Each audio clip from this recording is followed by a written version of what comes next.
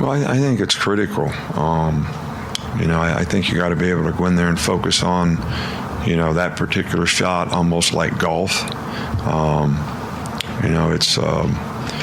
It's this guy has to have, as a field goal kicker, to me, you have to have kind of a sniper mentality. You're going to take one shot, and you got to make that shot work, and you got to be able to stay focused on, the basic things that are the benchmarks of what's going to help you be able to execute the best. And, Will's very, very capable.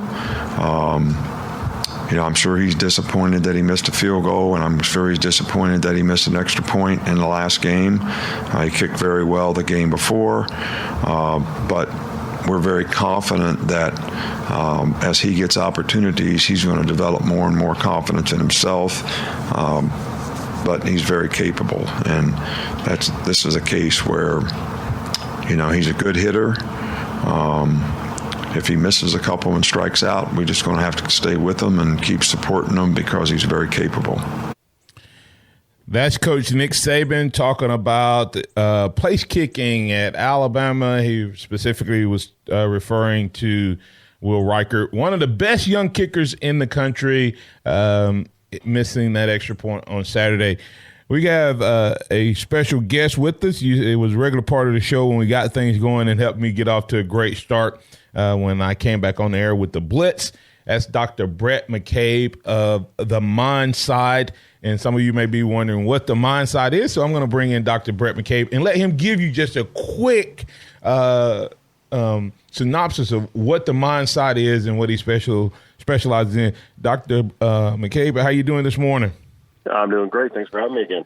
Thank you so much for being on. Welcome to the Martin Houston Show. Tell our listeners a little bit before we get into asking you some questions about the psychology of kicking and some of these other things, losing and winning, and how it's not all about the physical aspect. Excuse me. Tell our listeners a little bit about what you bring to the table. Yeah, so I'm a clinical psychologist, and then I specialize in performance. And so I help athletes at all levels, college, amateur, high school, and then professional athletes, find that edge mentally. And I do it by helping them understand who they are as people first and as competitors. I call it the psychological fingerprint. And to really break free from what I call Suckville, this idea that we're always stuck between our potential and our reality. Reality is like, it's not good enough because I should be better than that. And so that space is what I call Suckville, and I think probably our listeners know that on a daily basis. So I help people break free of that and then establish a mindset that allows them to compete and win every moment they're in. And that builds, and that starts a building process. And so I've been fortunate over the years. I use my experience as a former athlete as well as a clinician, and have a lot of fun doing it. It's fun to see people succeed at levels they never thought that was possible, but they wanted to and they dreamt of, and giving them that plan to do it. And I love Dr. Brett McCabe's story, and he'll have to share it in more detail. And, of course, you can go to his website and find out more about themindset.com. But Dr. Brett McCabe is a former athlete who had some struggles, figured out how to get past those struggles, and went on to have a great career at LSU, but located here in our great state, and has helped numerous athletes, as he said, from the high school all the way up to the professional level, and even worked with some of our military as well. Doctor, as we look at kicking, and that's one of the biggest things that I think is potentially one of the more obvious all of football to me is mental, but one of the more obvious mental times because they're out there by themselves. Everybody's watching. The whole game is stopped, and all eyes are on them. How big of an issue is it? Why is it that we continually, not just Alabama, but all over the country, see guys who absolutely knock the ball out of the park in practice, and then when it comes game time, it seems to have some performance anxiety? Well, you got to remember, when we're in practice, we want to perform well, but there's an underlying process behind it. And it's, if I fail, I will correct it and I'll have another kick to hit. Okay. And so I do a lot of work with PGA professionals out on the PGA Tour, and golfers and kickers are very similar. when they get into competition, that ability to reset is no longer there. They have to deal with their consequences now. And so what happens is their focus shifts, typically. Their focus shifts away from what's their intention. Like, what do I want to do? I want to hit this, I want to hit this kick. I want to hit this shot. I want to hit this putt. And I want to hit it there I'd like to hit it there. I don't want to miss. And there's a lot of chaos and there's a lot of clutter around me that competes for their attention. So what you have to do is you have to get them in a frame of mind of, listen, I do what I do. I kick or I hit a shot to the best. I can deal with the consequences, all right? But it's going to get my best intention. I'm not going to have any preventative mindset. I'm going to be 100% purpose-driven. And when you see the shift and you see that, that kind of mentality that comes about, you can see the difference in the way a ball comes off the foot. You can see the difference the way a ball comes off of a golf club. It's kind of like a free throw shooter. When you see a free throw shooter in basketball who's trying not to miss, you see a little bit more of a tentative free throw. If you see somebody up there like a Kevin Durant who's just like, hey, watch this, I'm going to knock it down, you see that very confident, free-flowing motion. And so it's all about purpose and intention and realizing that the consequences, won't define you. But the problem with being a field goal kicker is you're such a specialist. And right. As a specialist, you get one or two shots. That's it. And you have to be ready to go. And I think in that press clipping that you just played, I think Coach is right. It is the ultimate sniper position. You're there for you're there for one shot. Right. And how good are you in that moment? And he'll get it. He'll get it. There's no doubt in my mind. Yeah. Dr. Brett McCabe with the mindset. You said something, and I guess as long as I have been playing, I've never really thought about this. The regular player probably makes as many mistakes or more percentage-wise than the kicker. It's just that we don't get to see it. It's kind of just washed off through the course of the game. But a quarterback getting sacked, multiple times or throwing it, but we don't look at it the same way because they know that they immediately have enough opportunities, unless it's the last play of the game or whatever, to come back and settle it. I've never thought about it that way in terms of the amount of pressure it really is. When you think about an offensive line missing a block, right? And so they may not slide over or somebody gets behind them, but they have a quarterback who can roll away from the pressure. You have a running back who's going to pick up the pressure. And while they may get, coached pretty hard on the sidelines because their coaches saw the mistake or in film study, they may be able to identify that. They were able to play the next play immediately. And great players in that setting can reset very quickly. A field goal kicker can't reset, though. So now the field goal kicker misses the kick, goes and sits on the sidelines. They're ostracized from the team, even though we don't want to be. They're sitting over there by themselves or with their other specialists, and they're waiting for their next opportunity, so the pressure builds. So, it's a very unique position to be. So psychologically, you have to have a very quick memory, and you have to be very intention-focused. And so it's very fascinating to me to watch and study the mindset. I play a lot of golf with Al Del Greco, who obviously Alabama fans know from his time at Auburn and in the NFL. And he, we were talking about the field goal kicker mentality. He's an excellent golfer as well and is now a golf coach. And you see that mindset, and he's like, you've got to know what your role is and embrace that pressure versus feeling like that pressure is wrong, that you're such a specialist. It's embrace it and realize very few people on your team can do what you do. So embrace that uniqueness and that specialty of what you actually are. Speaking with Dr. Brett McCabe of the Mind Side. Doctor, when we look at Alabama's not the only one, but our listeners, that's who they love, that's who they follow. Alabama has had an unbelievable run of 30 plus athletes going to the NFL. And we, as fans, we just expect Alabama just to roll them back out, Doc. I mean, just next man up. Kind of talk about what's the process for or the impact of all these young players, even though they're really talented. What's the impact of not having that older guy, those more seasoned guys, in terms of the mental side of the game? I think Alabama's talented, but they have to work on the mental side of getting ready as well and replacing all of those great athletes. Well, and that's where, when you look at organizations, whether it's a team or a sales team, it's the kind of the mentorship that comes about from somebody who's more of a veteran who establishes the standard. When I played at LSU, it was very easy because you could see the generational differences. And, the team that mentored me was mentored by Ben McDonald, who was mentored by the older guys. And so you could see the generational differences. But what happens if one of those generations has a gap in it and it takes a little time to reset? And it will naturally. But when you have turnover because of greatness, the greatness does breed. And the greatness becomes, that's what I want as well. Well, are you willing to do what it takes to achieve that? And are you willing to be accountable? Are you willing to be responsible to the organization and what it stands for? The accountability is what you look at when you look in the mirror. The responsibility is how it's reflected in the organization.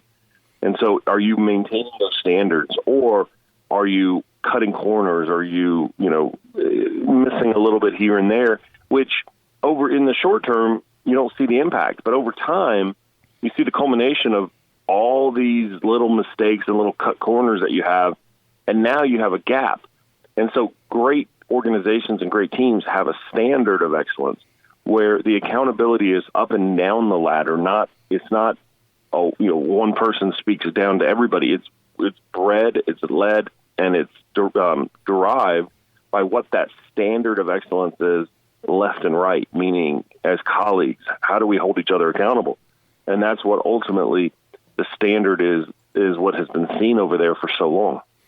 Speaking with Dr. Brett McCabe of the Mind Side of the Sports and Performance Psychology Organization. Dr. Brett McCabe can work with you, your amateur athlete, college, pro, as well as corporate organizations and individual teams as well. Coach, when you look at this, I called you Coach, but Dr. McCabe, when you look at this, that generational gap, you called it, 30 players gone at Alabama. Other organizations have top people leaving their organizations to go be CEOs of other organizations. When that gap happens, it's two-part. When that gap happens, how do you replace it? How do you find it? And if you've never had that gap, because I love a couple of your things, and it says, let me read it correctly. Are you tired of sucking? If you lose it, if you've had it and you lose it, how do you get it back? And if you've never had it, how does an organization get it back? How do you do what Dabo Swinney and Nick Saban and Urban Meyer did at Ohio State and what do you do? And even like I know we don't think of it in the same way, but even like what UCF has done. How did UCF become a contender in a good organization, even though they're not at the level of the Alabamas? How did they get there?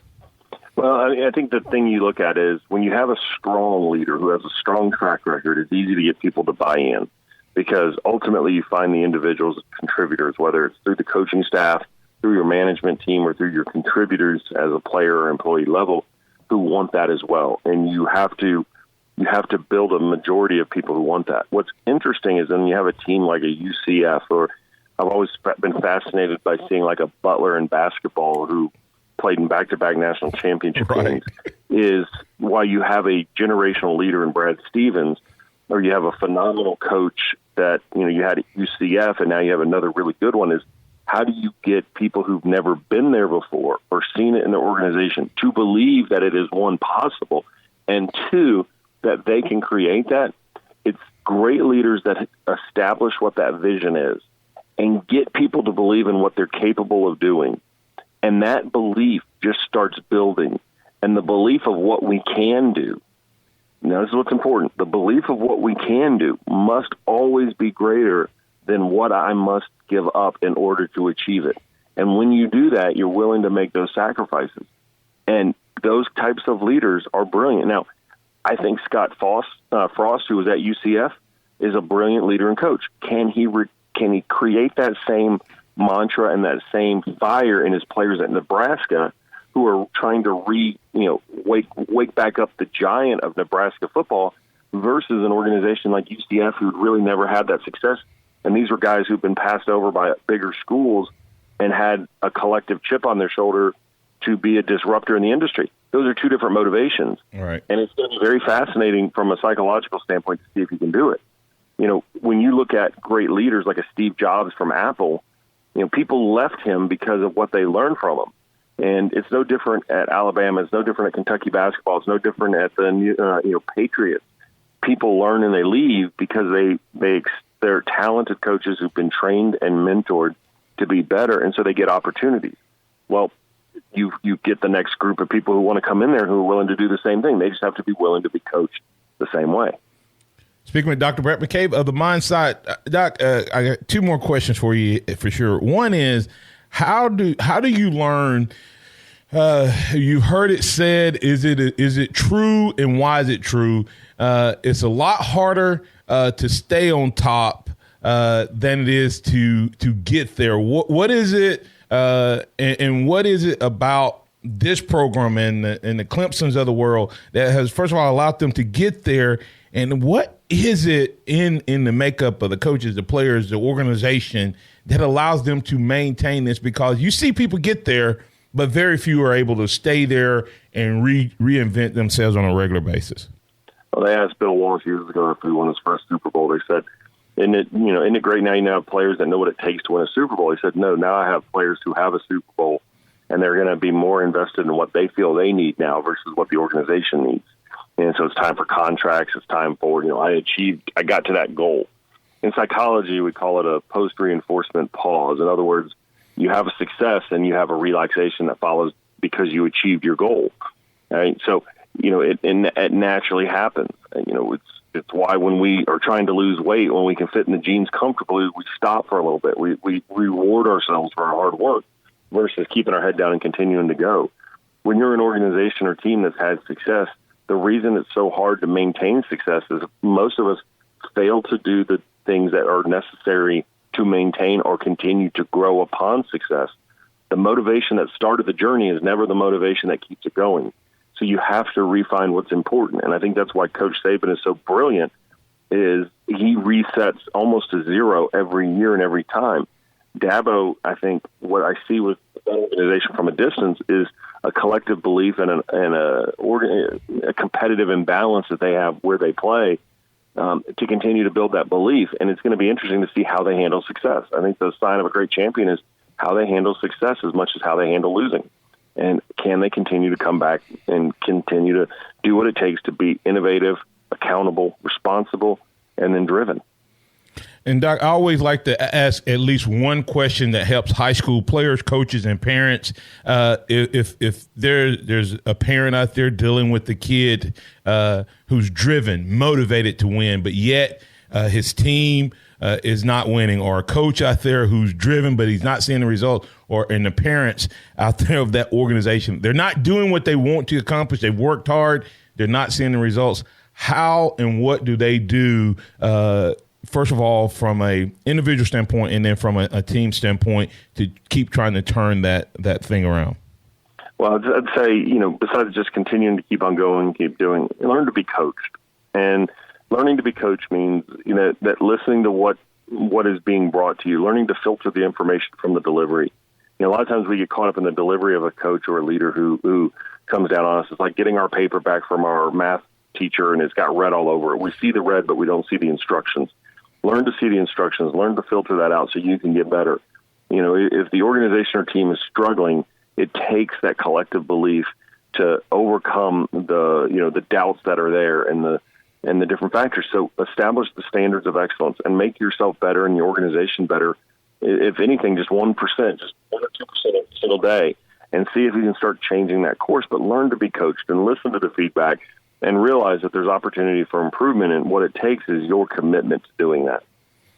Doc, if you would take a second as you wrap up this time, tell our listeners, including like the high school, if there may be a high schooler out there or a parent out there that may be looking, they have a kid that may have some performance anxiety or they're struggling to break through. They have what appears to be the foundational side. They have the athletic ability, but they just can't get to that next level. What would you tell that student, that parent, and how they can get in touch with you and you can assist them? Yeah, so if you go to themindsight.com, and it's just THEMINDSITE.com, you'll find information, you'll find content. It'll direct us to another website we have, which is a bunch of free content, value information there. What I do is I work with athletes that are stuck. I work with businesses that are struggling. That's what I do, and it's what I love, because there is, for many of us, we feel like we're so far away, but really, we're really, really close to breaking through. And so if we can remove some of those factors, we can understand that process, we can go. So if you follow me on social media at Dr. Brett McCabe, or you go to my website, all that information is there. And you'll see that there is a plan, there's a purpose. You're not alone, and you're not in Suckville. You just got to start building your belief centers. And by doing that, it's amazing what we can accomplish when we change our mindset. And I've seen it over and over. We've got a great track record with doing it. And it's what I love. It's what I'm here for. That's Dr. Brett McCabe of the Mind Side. Hopefully we can get him back as we move throughout the season to keep us moving forward and keep us performing at a high level. Thanks for what you do in the community. And, Doc, that thing that you and I talked about a long time ago, Oh, yeah. Yeah, we still need to get on that. All right. I'll follow back up with you offline. But thank you so much for being with us and giving us some insight into what we've enjoyed at Alabama, but also some of what we're kind of having a little anxiety around here in Tuscaloosa. So you may have to just come on and just talk to the entire Alabama nation as we struggle to remain great here in Tuscaloosa. Sounds good. All Roll Tide. Roll Tide, thanks. All right, coming back on the other side, we'll continue the conversation right here. Hey, if you have any questions about what Dr. McCabe shared with you, James and I, Fletcher and I, are going to be talking about that, as well as Alabama's biggest concerns. That more right here on the Martin Houston Show.